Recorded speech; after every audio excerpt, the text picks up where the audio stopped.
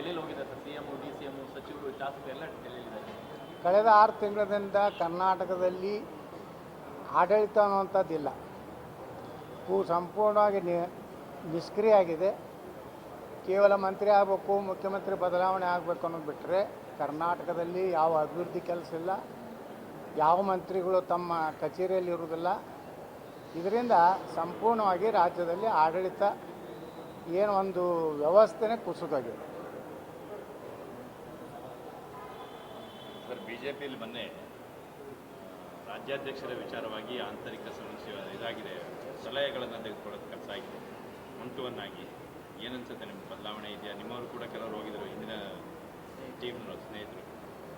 ಇಲ್ಲ, ಅದೇನು ಪಕ್ಷದಲ್ಲಿ ಸಾಕಷ್ಟು ನನಗೆ ಸಿಕ್ಕ ಮಾಹಿತಿ ಪ್ರಕಾರ ಪಕ್ಷದಲ್ಲಿ ವ್ಯವಸ್ಥಿತವಾಗಿ ಕೆಲಸ ಆಗ್ತಾಯಿಲ್ಲ.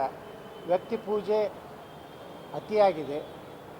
ಪಕ್ಷಕ್ಕಿಂತ ವ್ಯಕ್ತಿ ವೈಭವೀಕರಣ ಹೆಚ್ಚು ನಡೆದಿದೆ ಮತ್ತು ಪಕ್ಷಕ್ಕೆ ಯಾವ ರೀತಿ ಬ್ಲ್ಯಾಕ್ ಮೇಲ್ ಮಾಡಬೇಕು ಅನ್ನೋಂಥ ತಂತ್ರಗಳು ನಡೆದಿವೆ.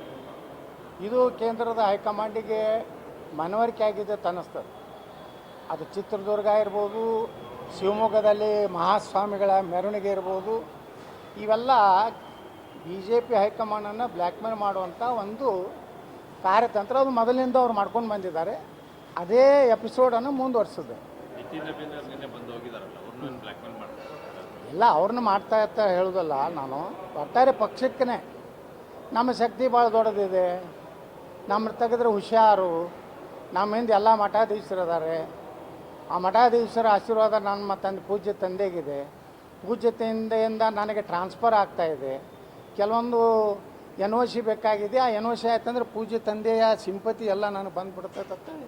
ಮಠಾಧೀಶನ ಕರೆದು ಅವ್ರನ್ನ ಮೆರವಣಿಗೆ ಮಾಡಿಸೋವಂಥದ್ದು ಎಲ್ಲ ಏನು ನಡೆದವಲ್ಲ, ಪಕ್ಷಕ್ಕೆ ಒಂದು ರೀತಿ ನಾವು ಅನಿವಾರ್ಯ, ನಮ್ಮ ಕುಟುಂಬ ಅನಿವಾರ್ಯ.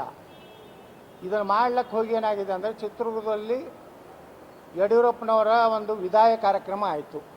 ಆಯ್ತಪ್ಪ, ಸಾಕಷ್ಟು ನೀನು ದುಡಿದಿದ್ದೀಯಾ, ಕೆಲಸ ಮಾಡಿದ್ದೀಯಾ, 4 ಸಲ ಮುಖ್ಯಮಂತ್ರಿ ಆಗಿದ್ದೀಯಾ, 2-3 ಸಲ ರಾಜ್ಯಾಧ್ಯಕ್ಷ ಆಗಿದೆಯಾ, ವಿರೋಧ ಪಕ್ಷ ನಾಯಕ ಆಗಿದೆಯಾ, ನೀ ಸೋತಾಗ ವಿಧಾನ ಪರಿಷತ್ತಿಗೆ ಆಯ್ಕೆ ಮಾಡಿದ್ದೀವಿ, ಏನು ಕೊಡಬೇಕೆಲ್ಲ ಪಕ್ಷ ಕೊಟ್ಟಿದೆ ಅಂತೇಳಿ ಅಮಿತ್ ಶಾ ಅವರು ನೇರವಾಗಿ ಹೇಳಿಲ್ಲ. ಅದು ಮಾತಾಡುವಂಥ ದಾಟಿಯಲ್ಲಿ ಹೇಳಿದ್ದಾರೆ. ಮತ್ತು ರಾಷ್ಟ್ರೀಯ ಅಧ್ಯಕ್ಷರ ಜೊತೆಗೆ ಇಡೀ ಕುಟುಂಬ ನಿನ್ನೆ ಒಂದು ಫೋಟೋ ತಗೊಂಡಿದೆ.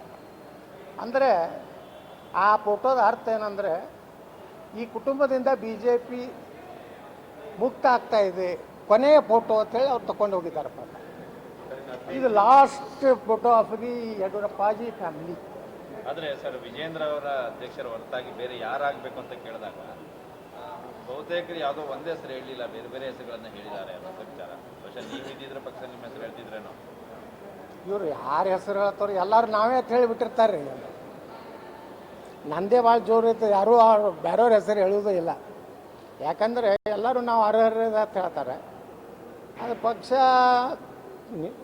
ಇನ್ನೂ 35 ಜನರದ ಅಟ್ಟೆ ಅಭಿಪ್ರಾಯ ತೊಗೊಂಡ್ರೆ, ಇನ್ನೂ ಅವ್ರಿಗೇನು ಪಕ್ಷದಲ್ಲಿ ನಡೆದಂಥ ಬೆಳವಣಿಗೆಗಳನ್ನು BJP ಕರ್ನಾಟಕದ ಏನು X ಖಾತೆ ಇದೆ, ಆ ತಳಗ ಕಮೆಂಟ್ಗಳನ್ನು ಅಟ್ಟೆ ರಾಷ್ಟ್ರೀಯ ನಾಯಕರು ಓದಿಬಿಟ್ರೆ ಸಾಕು. ನಿಮ್ಗೆ ಸ್ಪಷ್ಟ ಅನಿಸ್ತಾ ಇದೆ, ಅವರ ಜನರ ಅಭಿಪ್ರಾಯ ಸಂಗ್ರಹ ಮಾಡಿದ್ರು 30-35 ಜನರದ್ದು. ಆ ಅಭಿಪ್ರಾಯದ ಮೇಲೇ ತೀರ್ಮಾನ ತೆಗೆದುಕೊಳ್ತಾರೆ ಹೈಕಮಾಂಡ್ ಅಂತ ನಿಮಗೆ ವಿಶ್ವಾಸ? ನನಗೇನು ಹಂಗೆ ಅನಿಸೋದಿಲ್ಲ. ಅವರ ಅಭಿಪ್ರಾಯ ಇದೊಂದು ಏನಂತಾರಲ್ಲ, ಒಂದು ಪ್ರಕ್ರಿಯೆ ಅಟ್ಟೆ. ಒಂದು ಕೇಳಿದೀವಪ್ಪ, ಮಾಡಿದೀವಿ ಅನ್ನೋಂಥದ್ದಕ್ಕೆ ಒಂದು ಬೇಸ್ ಆಗ್ತದೆ.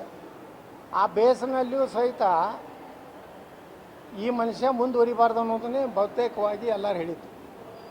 ನೀವು ಮಿಸ್ ಮಾಡ್ಕೊಂಡಿಲ್ಲ ಈ ಟೈಮನ್ನು? ರಾಷ್ಟ್ರೀಯ ಅಧ್ಯಕ್ಷರು ಬಂದಾಗ ನೀವು ಇಲ್ಲ ಅಂತ ಹೇಳೋದನ್ನ? ಇಲ್ಲ, ನಾ ಯಾವುದೂ ಮಿಸ್ ಮಾಡ್ಕೋದೇ ಇಲ್ಲ.